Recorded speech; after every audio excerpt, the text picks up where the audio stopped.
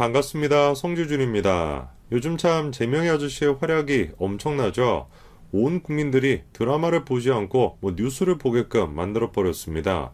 드라마 볼 필요가 뭐가 있겠습니까? 뉴스만 보더라도 어디서 보지 못했던 서스펜션 드라마 한 편을 볼 수가 있는데 드라마 볼 필요가 없죠. 그런데 오늘 제가 영상을 통해서 이 재미난 드라마를 더 재밌게 볼 수 있는 관전 포인트 한 가지를 좀 소개시켜 드리고자 합니다. 구속위기에 놓여있는 이재명이 다른 사람이 아니라 갑자기 문재인을 걸고 넘어질 수 있다라는 것인데요. 현재 자기 정치 인생에서 최악의 시간을 보내고 있는 이재명. 그런데 이 이재명을 묘하게 즐거운 기분으로 보는 사람이 한 사람 있을 것 같은데요. 그 사람은 다른 사람이 아니라 문재인 전 대통령일 겁니다. 불과 얼마 전까지만 하더라도 재명이가 찾아왔었을 때 두 손을 꼭 잡아주면서 이재명을 위해서 한 번만 불사르겠다 이런 느낌이었는데 어떻게 된 것인지 재명이가 오늘 내일 하고 있는데 문재인은 코빼기도 보이지 않습니다. 물론 자기 코가 석자긴 하겠죠.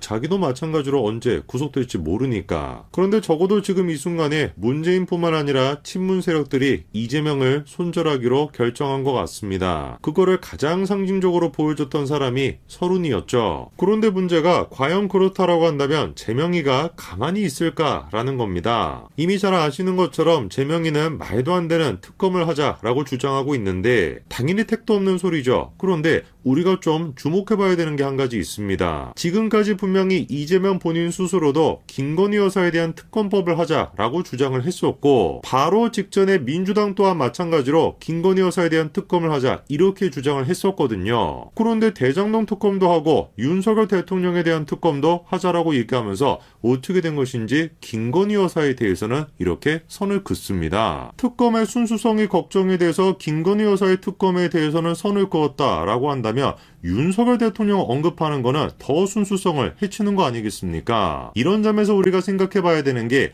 부산저축은행 사건과 연루되어 있는 사람이 누구였다라는 겁니까? 문재인이었다라는 것이죠. 많은 분들이 알고 계시는 것처럼 부산저축은행 사건에 대해서 수사를 했던 주인 검사가 윤석열 대통령이었습니다. 사실 그런데 부산저축은행 사건 하면 빼놓고 얘기할 수 없는 사람이 윤석열 대통령이 아니라 문재인입니다. 이 얘기를 우리가 하기 위해서 부산저축은행 사건이 발생했던 그 시기를 좀 살펴볼 필요가 있습니다. 2003년 당시 금감원이 부산저축은행에 대해서 조사를 벌이고 있었을 때 문재인으로부터 전화가 왔었다는 겁니다. 잘 아시는 것처럼 문재인은 그때 당시 민정수석 비서관으로서 실세 중에 실세였던 사람이었죠. 그렇게 문재인의 전화가 즉시 이정재 금감원장에게까지 보고가 됐다라는 것이고 이게 이제 보기에 청탁성 전화였다라는 겁니다. 부산저축은행에 대한 당시 금감원의 조치를 생각해보면 충분히 저렇게 의심할 수 있었습니다. 그때 금감원의 조사에 따라서 부산저축은행에 다음과 같은 문제점이 밝혀졌습니다.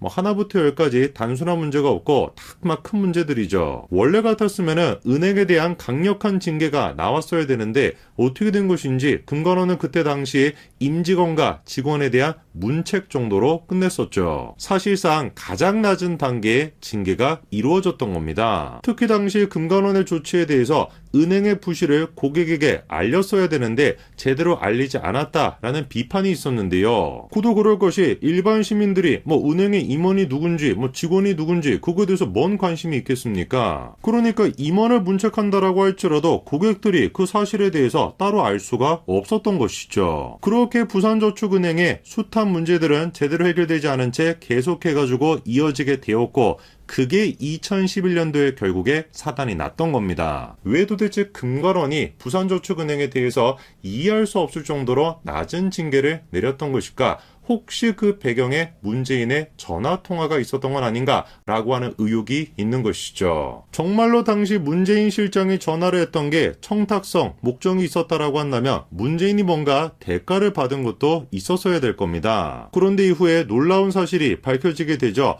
부산저축은행에서 문재인이 대표 변호사로 있었던 법무법인 부산에 놀랍게도 4년 동안 59억 가까이 되는 수임료를 줬었던 겁니다. 당시 부산저축은행에 맡겼던 내용이 상각채권에 대한 독촉 업무였는데 상각채권이라는 것은 쉽게 얘기해서 채무자의 상환 능력이 없거나 회수가 불가능하다라고 판단이 되어 손실 처리한 채권을 뜻합니다. 그러다 보니까 원래 이런 식의 업무는 금융권에서 법무법인에 맡기지도 않고 그냥 개인에게 맡겨도 충분히 할 수 있는 일이라는 거죠. 은행이 직접적으로 하는 경우가 대부분이고 나중에 법률적으로 문제가 생길 때만 법무법인에 의뢰하는 경우가 일반적이라는 겁니다. 한마디로 얘기해서 비일반적인 상황에 대해서 저렇게나 높은 60억 가까이 되는 수임료를 받았다라는 뜻이 되는 것인데, 저거에 대한 법무법인 부산의 해명은 다음과 같았습니다. 부산저축은행으로부터 사건을 수임받은 시기에 문재인은 이미 참여정부 청와대에 재직하고 있었고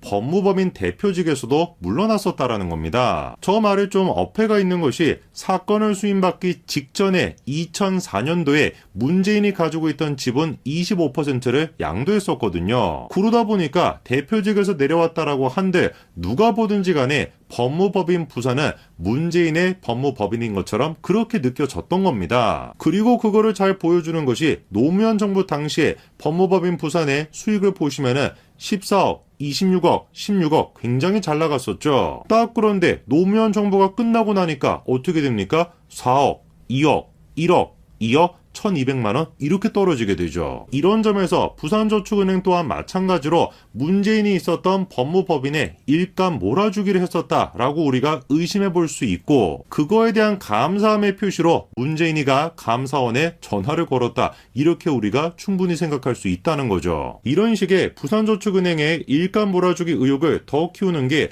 법무법인 부산의 해명입니다. 원래 해당 사건이 법무법인 국제가 맡았던 일이었는데 건수가 너무 많다 보니까 자기들이랑 나누자라고 했다는 거예요. 혹시 여러분 저런 얘기 들어보셨습니까? 야, 우리가 돈을 벌 수 있는 건수가 너무 많네? 그러니까 다른 법무법인한테 나눠줘야 되겠다, 이런 얘기 들어보셨습니까?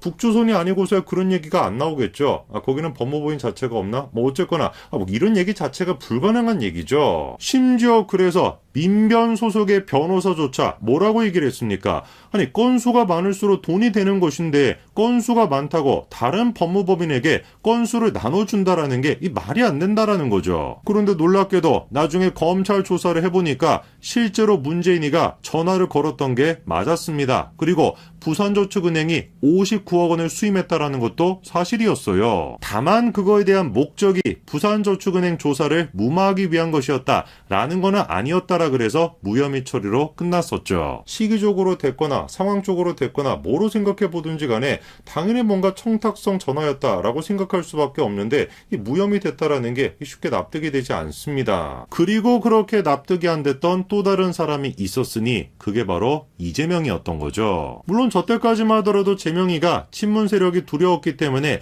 바로 저 글을 올리고 난 다음에 삭제를 했습니다. 그런데 그때의 재명이랑 지금의 재명이는 다르죠. 지금은 친문이고 자시고 문재인이고 자시고 그거 신경 쓸 때입니까? 그러니까 냅다 다시 김건희 여사에 대한 특검은 언급하지 않고 문재인 또한 엮여있는 부산저축은행 사건을 다시 한번 재조명시키는 것이죠. 그 어떤 드라마보다도 흥미진진하게 진행되고 있는 이재명의 구속 이야기, 오늘 제가 영상을 통해서 새로운 관점 한 가지를 추가시켜 드렸습니다. 과연 재명이가 혼자만 갈 것인가, 아니면 문재인이랑 같이 갈 것인가? 벌써부터 기대가 되는데 예고편으로도 있으면 좋겠는데 예고편도 없네요. 그러나 뭐가 됐든지 간에 한 가지만큼은 분명히 사실일 겁니다. 혼자 가든 같이 가든 민주당은 멸망하게 된다라는 거. 여기까지 말씀드리겠습니다. 감사합니다.